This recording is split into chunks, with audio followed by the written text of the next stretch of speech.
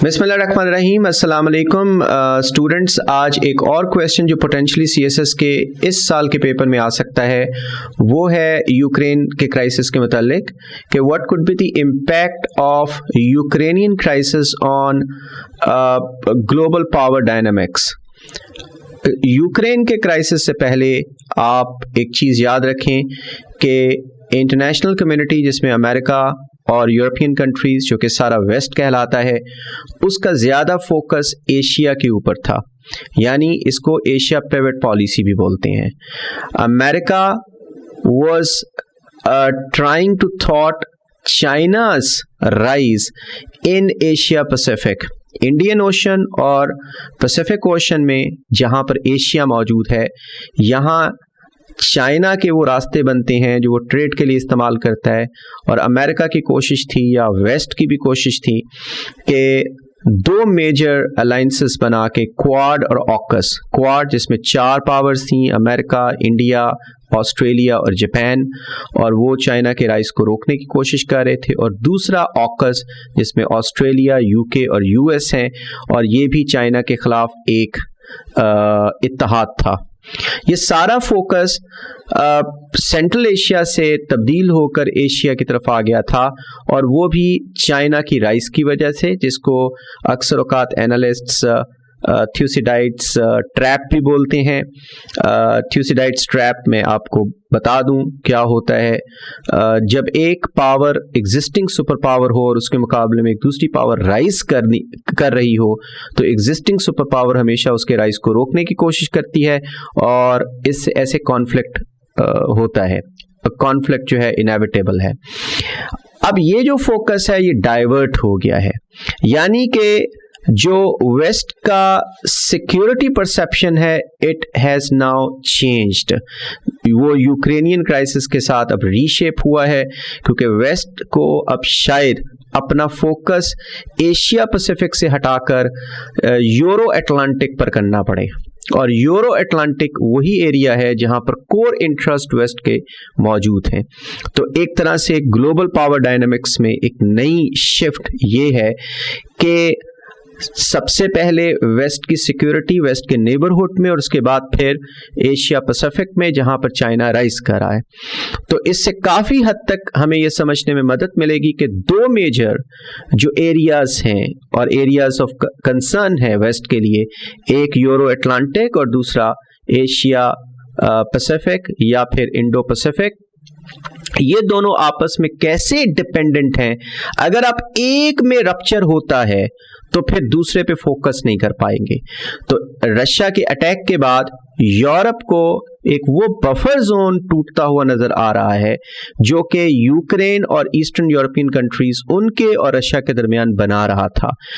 तो एक तो ये ग्लोबल डायनामिक में चेंज हो रहा है। दूसरा जो अहम तब्दीली है वो है multi currency, use of multi currency in international trade.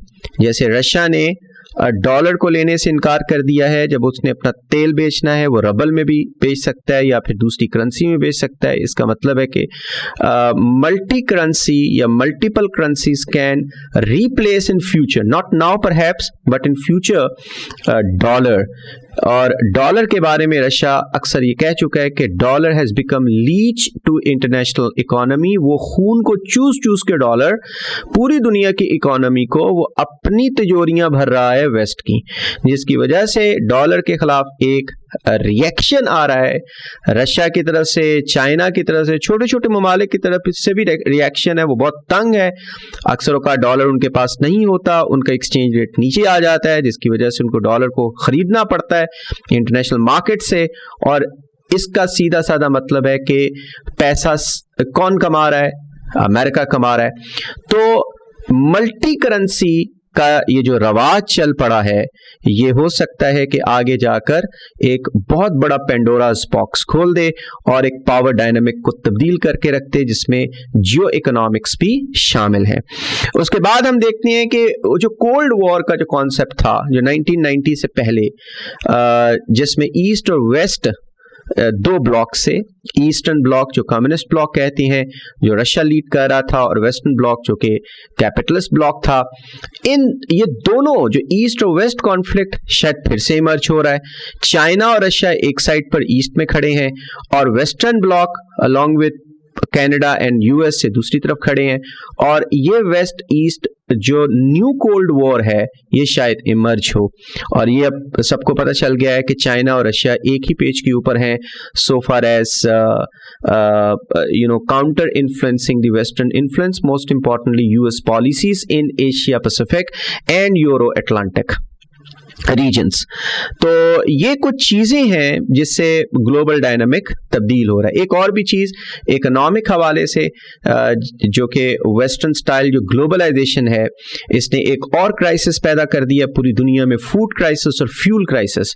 पूरी दुनिया में जो फूड इन्फ्लेशन है उसकी भी एक रीजन यूक्रेन के ऊपर हमला है। यूक्रेन जो सबसे बड़ा प्रोड्यूसर भी था यूरोप में फूड का और सप्लायर भी था। जब वहां से फूड यूरोप को नहीं आया तो यूरोप ने दूसरे ग्रोअर्स से फूड की डिमांड की और फूड उधर डाइवर्ट हुआ और दुनिया में उसकी शॉर्टेज और किल्लत आ गई, जिससे फूड की इन्फ्लेशन बहुत बढ़ गई है और एक तरह से गरीबों में एक रिएक्शन हर मुल्क में आ रहा है, जिससे काम और ख़राब हो सकता है। और फ्यूल क्राइसिस भी, चूँकि रशिया सबसे बड़ा सप्लायर था एनर्जी का यूरोप को, अब रशिया ने वो सप्लाई करनी बंद कर दी है, जिसकी वजह से यूरोप ने गल्फ की कंट्री से और पहले से ऑयल प्रोड्यूसिंग कंट्री से डिमांड की है। और यूरोप को, चूंकि यूरोप के पास पैसा है इसलिए यूरोप सारा फ्यूल उधर को खींच लेता है और बाकी कंट्रीज में, बल्कि पूरी दुनिया में शॉर्टेज की वजह से इसका भी एक क्राइसिस पैदा हुआ है।